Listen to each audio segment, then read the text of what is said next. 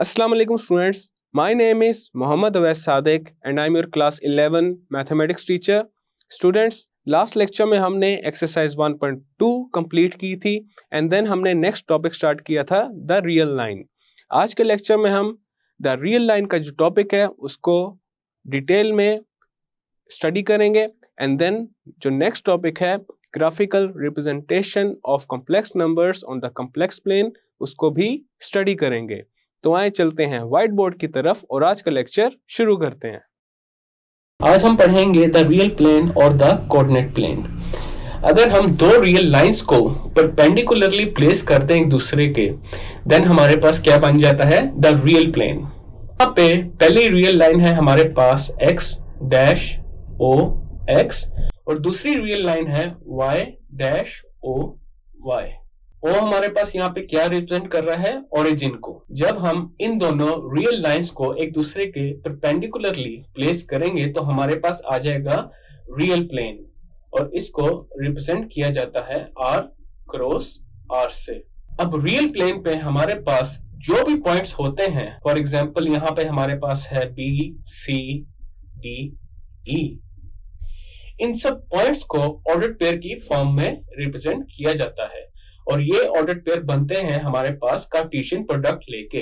Cartesian product हमारे पास क्या होता है? फॉर एग्जांपल दो हमारे पास सेट्स हैं. अब यहाँ पे जो पहला सेट है उसका एलिमेंट और जो दूसरा सेट है उसके एलिमेंट को हम इस तरह ऑर्डर्ड पेयर की फॉर्म में लिखते हैं such that x belongs to A and y belongs to B. अब जैसा कि यहाँ पे अगर देखा जाए C पॉइंट है जो, उसमें हमारे पास x वाला क्या है? -4 और y वाला पॉइंट है -3. इसका मतलब x एक्सिस के ये -4 के ऑपोजिट है और y एक्सिस के 3 के ऑपोजिट है. तो ये पॉइंट है हमारे पास -4, 3 जो कि x एंड y एक्सिस के अगेंस्ट है. इसी तरह हम किसी भी पॉइंट को ऑर्डर्ड पेयर की फॉर्म में लिख सकते हैं. ऑर्डर्ड पेयर का जो पहला एलिमेंट है वो x एक्सिस के कॉरेस्पॉन्ड होता है और जो दूसरा एलिमेंट है वो y एक्सिस के कॉरेस्पॉन्डिंग होता है और इन्हें कहते हैं ऑर्डर्ड पेयर्स.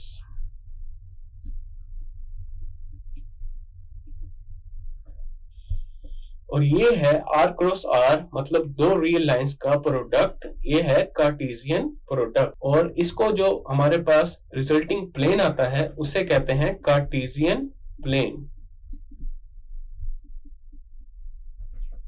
अब ये हमारा जो ज्योमेट्रिकल प्लेन है इस पे अब जो कोऑर्डिनेट सिस्टम रिप्रेजेंट हुआ है इस प्लेन को कहते हैं द रियल प्लेन और the coordinate plane. Coordinate plane इसलिए कहते हैं क्योंकि जितने भी हमारे पास पॉइंट्स हैं ये बेसिकली एक कोऑर्डिनेट हैं जो कि अगेंस्ट हैं x एंड y एक्सिस के. यहाँ पे x एक्सिस के अगेंस्ट जितने पॉइंट्स हैं उन्हें कहा जाता है x कोऑर्डिनेट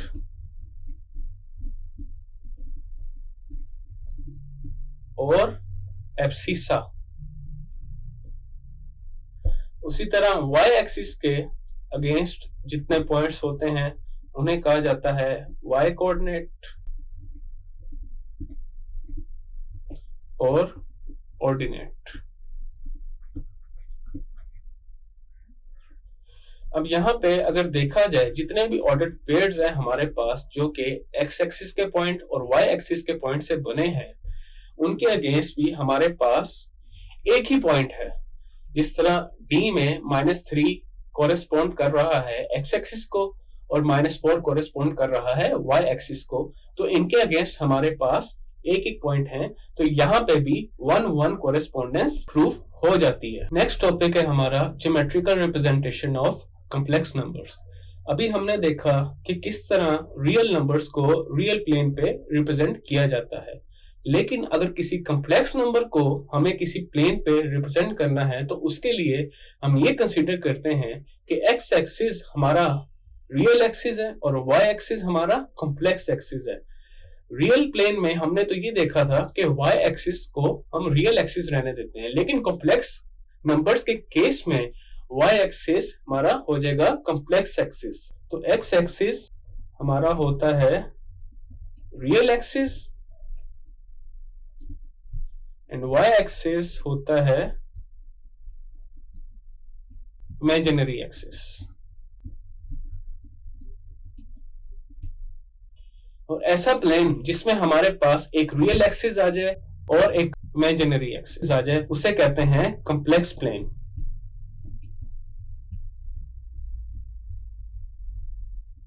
और जी प्लेन। अब यहां पे लेट्स से जो सी हमारा पॉइंट है वो क्या है, -2 प्लस आयोटा। यहाँ पे -2 हमारे पास एक्स एक्सिस जो कि रियल एक्सिस है उसके कॉरेस्पॉन्डिंग है, और जो 1 है हमारे पास वो वाई एक्सिस के कॉरेस्पॉन्डिंग है। अब वाई एक्सिस के कॉरेस्पॉन्डिंग हमारे पास कौन सा है, ये इमेजिनरी एक्सिस। लेट्स से अब ये जो पॉइंट ए है हमारे पास ये है 3 प्लस 2 आयोटा। 3 हमारे पास रियल एक्सिस के कॉरेस्पॉन्डिंग है और 2 आयोटा का जो 2 है वो इमेजिनरी एक्सिस के कॉरेस्पॉन्डिंग है। और ऐसी डायग्राम जिसमें हमारे पास एक या एक से ज्यादा कॉम्प्लेक्स नंबर्स डिस्कस किए जा रहे हो उसे कहते हैं आर्गेंट डायग्राम। जो रियल एक्सिस पे वो नंबर्स हैं हमारे पास वो है रियल नंबर्स, और इमेजिनरी एक्सिस पे जो नंबर्स हैं वो है इमेजिनरी नंबर्स। इसी तरह कोई भी कॉम्प्लेक्स नंबर हो जो उसका रियल पार्ट है वो हमारे पास कॉरेस्पॉन्ड करेगा एक्स एक्सिस के, और जो इमेजिनरी पार्ट है वो कॉरेस्पॉन्डिंग होगा वाई एक्सिस के, क्योंकि वाई एक्सिस यहाँ पे कॉम्प्लेक्स प्लेन में एक इमेजिनरी एक्सिस है। अब अगर इस डायग्राम को कंसीडर किया जाए, यहाँ पे हमारे पास जो कॉम्प्लेक्स नंबर है वो क्या है, x प्लस आयोटा y, और a क्या है, एक पॉइंट है।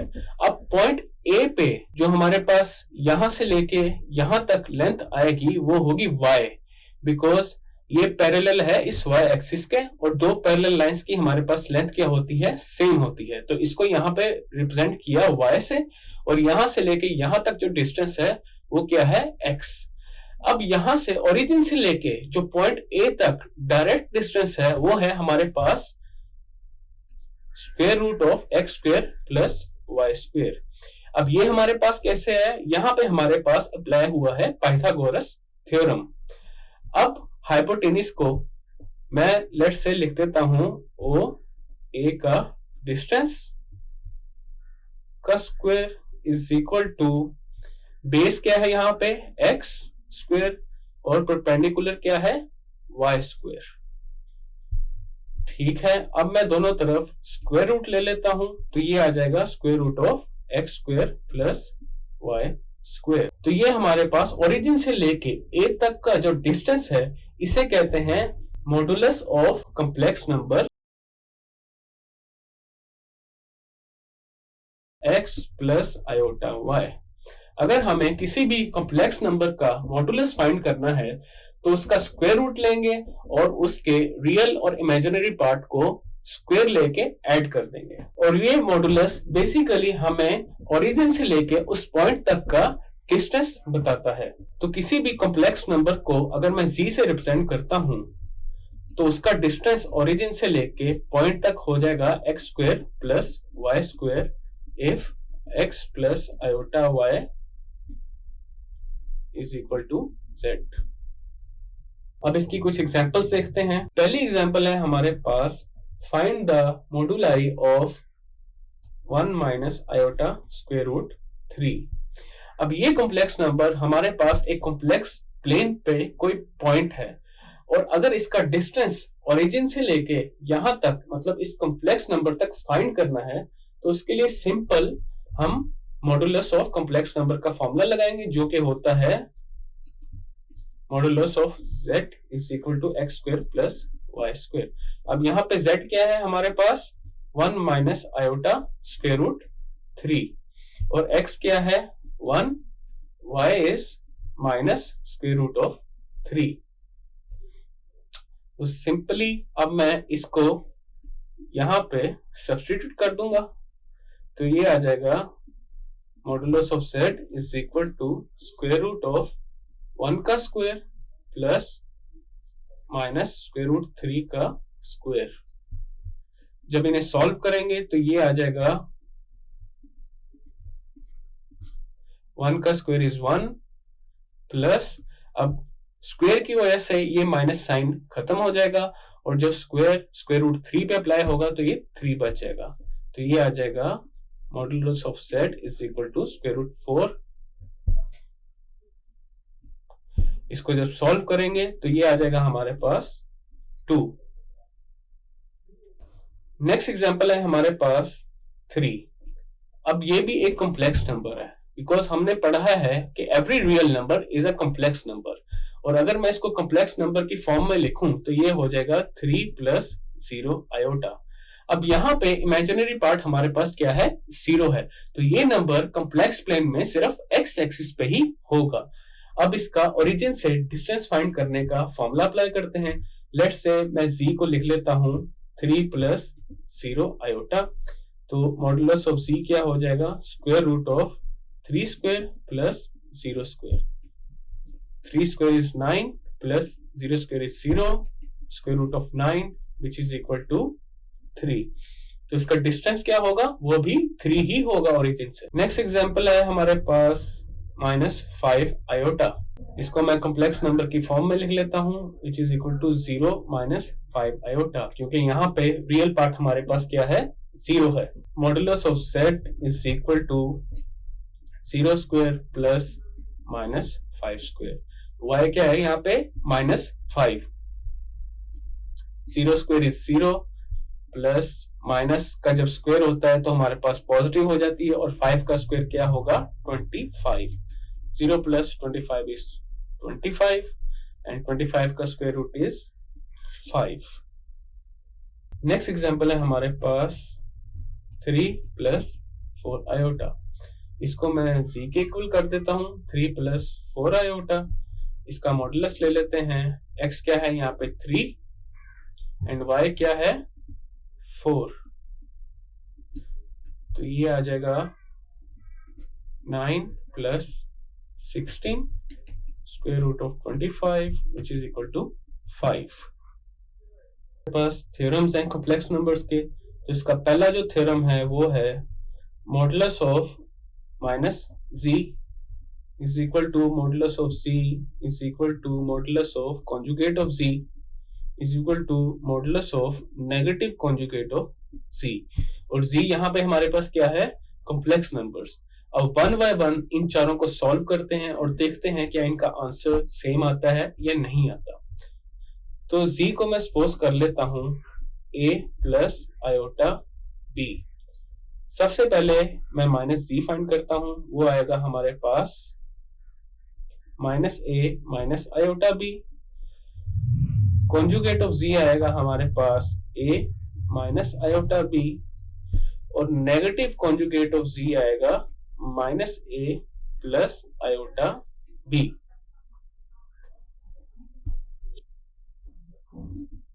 अब सबका 1 by 1 मॉडुलस फाइंड करते हैं। मॉडुलस ऑफ z आ जाएगा हमारे पास a² + b²।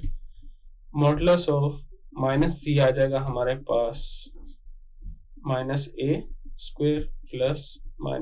-b² which is equal to a² + b²। Next है मॉडुलस ऑफ c का कॉन्जुगेट का आ जाएगा a² + -b² which is also equal to square root of a² + b²। इसी तरह modulus of negative conjugate of c आ जाएगा -a² + b² का square root is equal to ये आ जाएगा square root of a² + b²। अब जैसा कि यहाँ पे देखा जा सकता है कि चारों क्वांटिटीज हमारे पास सेम आ गई हैं, तो थ्योरम 1 यहाँ पे हमारे पास प्रूव हो चुका है। नेक्स्ट थ्योरम है हमारे पास z के ऊपर 2 दफा बार आया इज इक्वल टू c। अब इसका मतलब है एक दफा कॉन्जुगेट लिया फिर दोबारा z का कॉन्जुगेट लिया, मतलब 2 दफा z का कॉन्जुगेट हमारे पास वापस z के इक्वल आता है। तो z में सपोज कर लेता हूं a + आयोटा b। तो इसका कॉन्जुगेट क्या आ जाएगा हमारे पास a - आयोटा b। कॉन्जुगेट में हमारे पास सिर्फ इमेजिनरी पार्ट का ही साइन चेंज होता है। दोबारा से अगर मैं कॉन्जुगेट का कॉन्जुगेट लूं तो ये आ जाएगा a प्लस आयोटा b। तो ये हमें पता है कि वापस हमारे पास किसके इक्वल आ गया, c के इक्वल। तो इस तरह दूसरा थ्योरम भी हमारे पास प्रूव हो चुका है। थर्ड थ्योरम है हमारे पास z into z bar is equal to modulus of z square. अब z बार यहाँ पे क्या है, कॉन्जुगेट ऑफ c। तो z को मैं सपोज कर लेता हूं a plus iota b। z बार आ जाएगा हमारे पास a माइनस आयोटा b। अब z और z बार को मल्टीप्लाई करते हैं, a plus iota b into a minus iota b। ये आ जाएगा हमारे पास a square minus iota a b plus iota a b minus iota square b square. ये दोनों टर्म्स कैंसिल आउट हो जाएंगी, ये आ जाएगा a स्क्वायर। अब यहाँ आयोटा स्क्वायर की वैल्यू अगर पुट करें -1 और उस माइनस की वजह से ये साइन हमारे पास क्या हो जाएगा, पॉजिटिव हो जाएगा। तो ये आ जाएगा प्लस b स्क्वायर। और मॉडुलस ऑफ z हमारे पास क्या होता है, square root of a square plus b square. अगर मैं इसके दोनों तरफ स्क्वायर ले लूं तो ये आ जाएगा is equal to a square plus b square. इस तरह हम ये कह सकते हैं कि ये थ्योरम भी हमारे पास कॉम्प्लेक्स नंबर्स के लिए सेटिस्फाइड है। नेक्स्ट थ्योरम है हमारे पास कॉन्जुगेट ऑफ z1 प्लस z2 is equal to conjugate of c1 plus conjugate of c2। z1 में सपोज कर लेता हूं a plus iota b and c2 suppose कर लेते हैं c प्लस आयोटा d। सबसे पहले लेफ्ट हैंड साइड को सॉल्व करते हैं। अब यहाँ पे a plus iota b plus c plus iota d। अब इसका क्या लेना है, कॉन्जुगेट लेना है। तो सबसे पहले ऐड करते हैं, ये हो जाएगा a plus c real part के साथ plus b plus d iota. अब इसका कॉन्जुगेट क्या आएगा हमारे पास, सिर्फ इमेजिनरी पार्ट का साइन चेंज होगा और इमेजिनरी पार्ट क्या है हमारे पास, b प्लस d। तो ये हो जाएगा a plus c minus b plus d iota. अब करते हैं राइट हैंड साइड को सॉल्व। z1 बार प्लस z2 बार यहाँ पे कॉन्जुगेट है। z1 क्या है, a प्लस आयोटा b, इसका conjugate plus c plus iota d का कॉन्जुगेट। ये आ जाएगा a minus iota b plus c minus iota d। अब रियल पार्ट के साथ ऐड हो जाएगा, वो है a plus c minus b plus d और d यहाँ पे इमेजिनरी हैं, ये दोनों ऐड हो गए हैं। अब देखा जा सकता है हमारे पास लेफ्ट साइड और राइट साइड दोनों क्या आ गए हैं, इक्वल आ गए हैं। तो ये थ्योरम भी हमारे पास प्रूव हो चुका है यहाँ पे।